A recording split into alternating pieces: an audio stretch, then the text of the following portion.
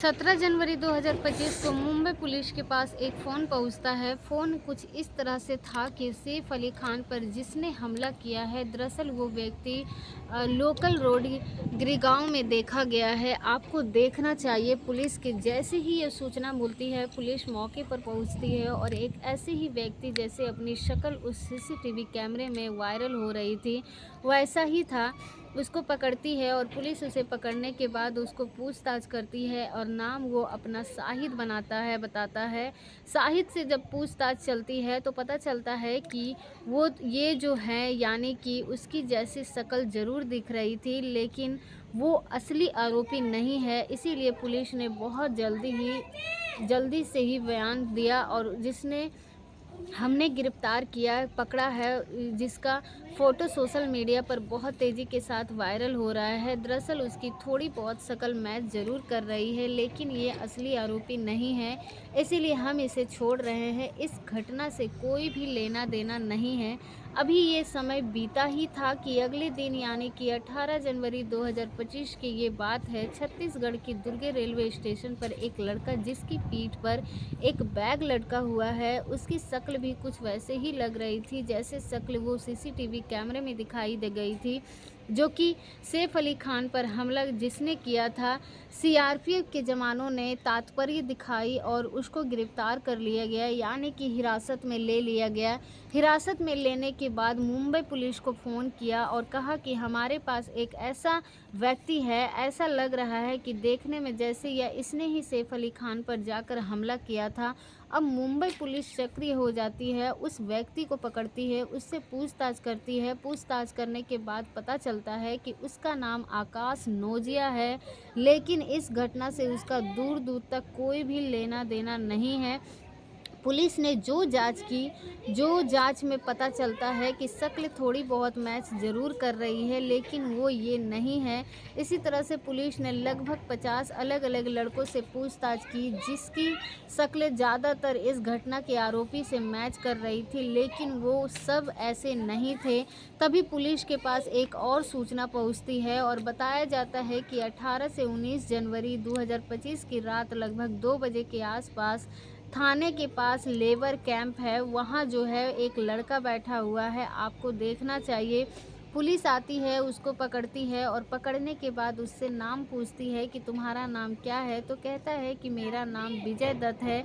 और विजय दत्त, जो कि पुलिस हिरासत में लेती है, उससे पूछताछ करती है। उसके आधार पर आधार कार्ड, पेन वगैरह जो भी उसके पास है, एक प्रूफ करने वाले, ये इसका पहचान पत्र है, लेकिन वो ऐसा कोई पहचान नहीं दे पाता है। इसीलिए जब जांच पड़ताल की जाती है तो पता चलता है कि उसका असली नाम मोहम्मद शरीफुल्लाह इस्लाम शहजाद। अब पुलिस की जांच में यही बात आती है कि ये तो असली आरोपी है, इसी ने सैफ अली खान के घर पर हमला किया था और उनको लगभग 6 बार चाकू मारे थे, जिसमें 4 गहरे घाव थे। आखिरकार ये पकड़ा कैसे गया? क्या ये वही असली है, या पहले जिसे शाहिद पकड़ा गया था वैसा क्या आकाश कनौजिया पकड़ा गया था, वैसे ही ये नकली है? आज की इस कहानी के माध्यम से जानने की, ये समझने की कोशिश करते हैं। तो सबसे पहले आप सभी को मेरे तरफ से नमस्कार और आप सभी को मेरा यूट्यूब चैनल में बहुत बहुत स्वागत है। और आज की जो सच्ची घटना है जो मैं आपको सुनाने जा रही हूँ, ये सच्ची घटना है महाराष्ट्र प्रदेश की राजधानी मुंबई की जो बांद्रा इलाका है, उसी का ही एक जगह लगता है सतगुरु शरण अपार्टमेंट। दरअसल उसके उसके 12वें माले पर 16 जनवरी 2025 की रात लगभग 2 बजे के आसपास का वाक़या रहा होगा। सैफ अली खान के ऊपर एक अनजान शख्स एंट्री करता है और पहले से ही उसके बच्चे के पास जाने की कोशिश कर रहा था। अब उसकी मेड ने रोका तो रोकने के बाद उससे हमलावर हो जाता है और वो एक चाकू मारता है जो मेड को लगता है।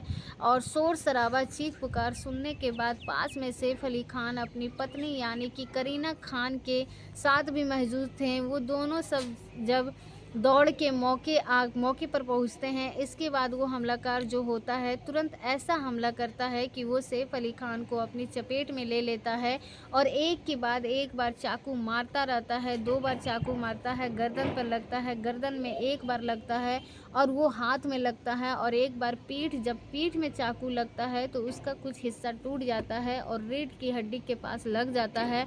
और ये खबर सोशल मीडिया पर इस कदर वायरल हो जाती है कि हर कोई इस घटनाक्रम के बारे में जानने की कोशिश में जुड़ जाता है कि आखिरकार हमले किसने किया, क्यों किया, इसके पीछे की वजह क्या थी। अब पुलिस इतना दबाव में आ जाती है क्योंकि मामला लगातार देश भर में नहीं बल्कि पूरी दुनिया में जहां-जहां भी सैफ अली खान के चाहने वाले थे या फिर हिंदी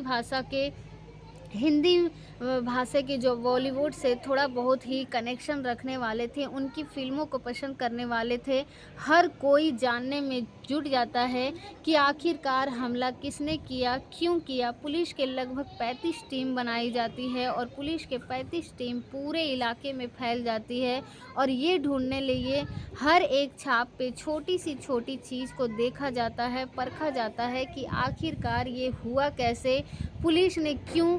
जितने भी हाईटेक से सीटियाँ होती है, हाईटेक सिटी के अंदर जो कैमरे लगे हुए थे उस कैमरे की मदद से आदमी का चेहरा भी डिटेक्ट कर लिया जाता है। साथ ही अगर किसी वाहन से वो घूम रहा हो तो उस वाहन का भी डिटेक्ट कर लिया जाता है और ऐसे ही एक बाइक ऐसी मददगार साबित होती है। पुलिस ने कभी सोचा नहीं था, पुलिस ने उस घर के जो अपार्टमेंट है उसके जो सीसीटीवी कैमरे लगे हुए थे उस सीसीटीवी कैमरों को खंगालना शुरू किया तो एक कैमरा पैसा पाया गया जिसमें 136 के आसपास एक 33 मिनट के आसपास की व्यक्ति जो 12वें फ्लोर की तरफ आ रहा था और साथ ही जब वापस लौट कर जाता है लगभग 55 मिनट का अंतराल होता है और जब ये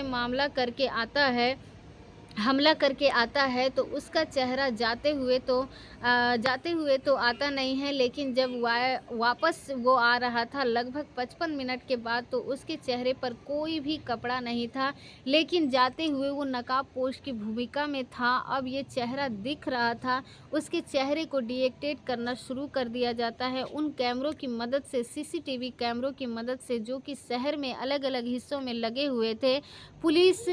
पुलिस की एक टीम यहाँ भी लगी हुई थी और फिर पुलिस ये ढूंढना जांच पड़ताल करना शुरू कर दिया तो आखिरकार पुलिस को कुछ सफलता मिलती है। पुलिस ने आखिरकार इस व्यक्ति को हिरासत में ले लिया और हिरासत में लेने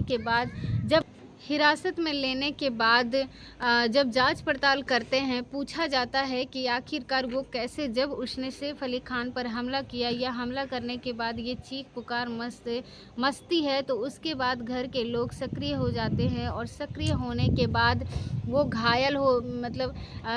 सैफ अली खान काफ़ी गंभीर रूप से घायल हो जाते हैं। उनकी तत्काल प्रभाव से हॉस्पिटल लेकर जाने की कोशिश कर रहे थे और ऑटो के माध्यम से उन्हें लीलावती हॉस्पिटल में एडमिट करा दिया जाता है और जो ये आरोपी होता है, हमलाकार होता है, वो एक गार्डन में जाकर छुप जाता है और लगभग 3 से 4 घंटे बाद वहाँ पर छुपा रहता है ताकि जो भी लोग ढूंढने की कोशिश करेंगे तो उसे यहाँ नहीं ढूंढ पाएंगे। इसीलिए वो आराम से जब मौका मिलता है तो 3-4 घंटे रुकने के बाद 8:36 पर बांद्रा के रेलवे स्टेशन पहुंचता है और वहां जाने के बाद वो ट्रेन का इंतज़ार कर रहा था। ट्रेन की जो कि दादर की ट्रेन थी, उसने ट्रेन पकड़ ली और ट्रेन पकड़ने के बाद दादर रेलवे स्टेशन पर जाता है और वहां से एकदम छूमंतर हो जाता है, यानी कि गायब हो जाता है। अब उसको ढूंढना था, आखिरकार इसी जो सीसीटीवी कैमरे में उसका चेहरा थोड़ा और साफ मिलता है, यहाँ से डिटेक्ट करना शुरू कर दिया जाता है और जब डिटेक्ट पुलिस कर रही थी तो पता चलता है कि 1 जनवरी को इसी तरह की शक्ल का एक व्यक्ति जो कि बांद्रा में दिखाई देता है। अब उसके बाद फिर क्योंकि जो सीसीटीवी कैमरे शहरों में लगे हुए थे, हाईटेक सिटी में लगे हुए थे, तो उनके पास कई दिनों तक बैकअप सीसीटीवी में होता है और कई 15 दिन के बाद 2 महीने का, कहीं भी 3 महीने का, इस तरह का ब्रेकअप पुलिस के पास होता है। अब पुलिस ने ये देखने की कोशिश की कि आखिरकार इस शक्ल का व्यक्ति कहाँ-कहाँ घूम रहा है। तो पता चलता है कि 9 जनवरी 2025 को अंधेरी में बाइक पर 1-2 व्यक्ति होते हैं, बाइक पर 2 साथी होते हैं, वो घूम रहे थे, उसको पुलिस डिटेक्ट कर लेती है। अब डिटेक्ट करने के बाद वो कहाँ जा रहा है, कहाँ नहीं जाता है, जैसे ही वो पहले रास्ता पूछता है, वैसे ही बैग उसकी पीठ पर लटका हुआ था और वो आराम से निकल जाता है। लेकिन जा ज़रूर रहा था। बाइक का नंबर सीसीटीवी कैमरे में कैद हो जाता है और जब बाइक का नंबर सीसीटीवी कैमरे में कैद हो जाता है तो ये पता चलता है कि आखिरकार ये बाइक किसके नाम पर तो होता है। पता चलता है कि थाने के लेबर कैंप में रहने वाला एक शख्स की बाइक होती है। पुलिस अब अपनी टीम अपना जाल बनाती है और जाल बिछाती है और सीधा इस थाने के लेबर कैंप में पहुंच जाती है। पुलिस जैसे वहां पहुंचती है, फ़ोटो दिखाया जाता है, पूछा जाता है कि क्या इस शक्ल का कोई व्यक्ति यहाँ रहता है। दरअसल वहाँ पर हाउस कीपर का जो घर में है, जैसे महिलाएं मेडिकल का काम करती है वैसे पुरुष भी अपना काम करते हैं, तो ये व्यक्ति घरों में काम करता था। और वो आखिरकार पुलिस ने जब इसको पकड़ने की कोशिश की तो पता चलता है कि ये 18-19 जनवरी 2025 की रात लगभग 2 बजे के आसपास का वाक़या रहा होगा। थाने की एक लेबर कैंप की झाड़ियों के पास छिपा हुआ था और पुलिस ने उसको गिरफ्तार किया। गिरफ्तार करने के बाद इससे पूछताछ की तो पता चलता है एक शक्ल का मिलान किया, मैच किया तो बिल्कुल मैच करने लगता है। आखिर पुलिस उसको गिरफ्तार किया और गिरफ्तार करने से बाद पूछताछ किया, सारा कुछ किया। उसके बाद आखिरकार पुलिस ने पूछा कि तुम्हारा नाम क्या है, तो उसने अपना नाम बताया कि विजय दत्त है, विजय दत्त मेरा नाम है। लेकिन पुलिस ने कहा कि तुम्हारे पास कोई आधार कार्ड या कोई पैन कार्ड है, कोई पहचान पत्र है, तो उसने दिखाया ताकि ये साबित हो सके कि आखिरकार तुम विजय दत्त हो। और जब कुछ नहीं दिखाता है तो इसके जो साथ के लोग होते हैं उनसे जब पूछताछ की जाती है तो बताते हैं कि इसका नाम जो है, यानी कि इसका नाम है मोहम्मद शरीफुल्लाह इस्लाम शहजाद। अब उससे पूछा जाता है कि तुम्हारे पास आधार कार्ड या पैन कार्ड ऐसी भी कोई दस्तावेज है जिससे ये पहचान हो सके कि तुम्हारी कोई दस्तावेज नहीं दे पाता है। इसीलिए इससे जब पूछताछ करते हैं, बातचीत करते हैं तो पता चलता है कि 6-7 महीने पहले ये आया था, बांग्लादेशी है।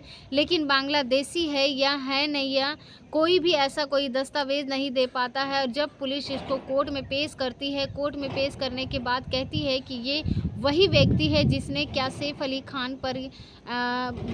खान पर हमला किया था।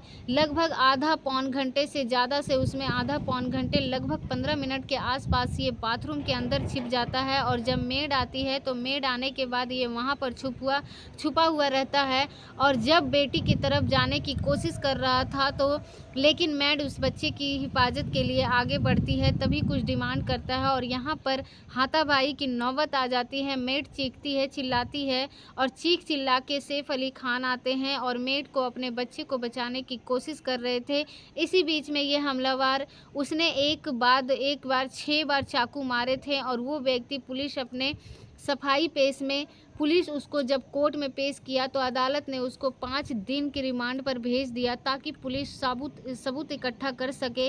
और इसने जो भी, इसके पास बैग था, इसके पास कपड़े थे, उन दिनों जो भी इसने पहना था, एक गमछा था, जो भी इसके पास सामान थे, आखिरकार बाकी चीज़ें पुलिस इससे बरामद कर सके, ढूंढ सके यह वाकई वही व्यक्ति है या नहीं है। इस बात को लेकर जो इसके आरोपी थे, वकील थे, वो भी खड़े हो जाते हैं। आरोपी का एक वकील होता है जिसका नाम दिनेश प्रजापति होता है।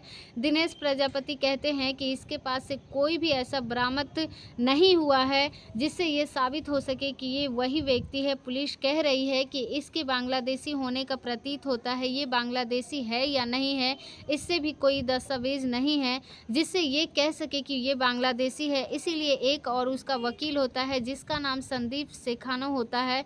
संदीप शेख ने कहते हैं कि पुलिस ये कहती है कि लगभग 6 महीने पहले ये आया था बांग्लादेशी से मुंबई में रहने के लिए, लेकिन ऐसे सबूत पाए गए कि ये 7 साल से अपने परिवार के साथ यहीं रह रहा है। अभी इन वकीलों की जो दलील सामने आती है, सोशल मीडिया पर ये मामला भी जब वायरल हो जाता है, फिर लोगों को वो शाहिद जो पकड़ा गया था, अशोक कनौजिया जो पकड़ा गया था दुर्गे रेलवे स्टेशन से, पुलिस की पब्लिक को ये भी लगने लगता है कि ऐसा तो नहीं है कि पुलिस दबाव में आकर किसी ऐसे अनजान शख्स को ऐसे को उठाकर लेके आई है। हालाँकि पुलिस अभी 5 दिन की उस व्यक्ति को रिमांड मिली है। मिलने के बाद अगर उसने वाक़ई जो सब चीज़ें हैं, वो चाकू है, टूटा हुआ हिस्सा है, साथ ही उसके हाथ में जो डंडा था वो, और इसने क्यों हमला किया, क्यों नहीं किया। जब इससे हालाँकि पूछा जाता है, पुलिस के ये सोशल मीडिया की रिपोर्ट में दावा भी किया जा रहा है। इससे पूछा जाता है कि तुम यहाँ क्यों आए थे?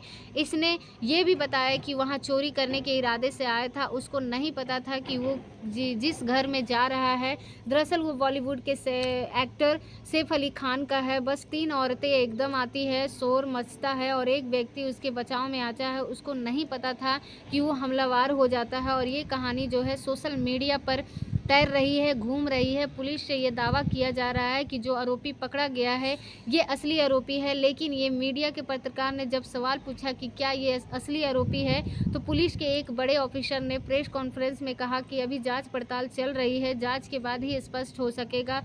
दोस्तों, अभी जांच चल रही है, हम भी इस बारे में कुछ नहीं कह सकते हैं कि ये हो सकता है कि पुलिस अभी जो इसे लगभग 35 टीमें लगी हुई है, असली आरोपी तक पकड़ाड़ करने के बाद ये असली है, नकली है, हम कुछ नहीं कह सकते हैं। लेकिन पुलिस अभी भी ठोस रूप में कह नहीं पाई है। इस घटनाक्रम को सुनाने का उद्देश्य किसी को परेशान करना नहीं, किसी का दिल दुखाना नहीं, बल्कि आपको जागरूक करना है, आपको सचेत करता है। उम्मीद करते हैं कि आपको ये वीडियो बहुत ही ज़्यादा पसंद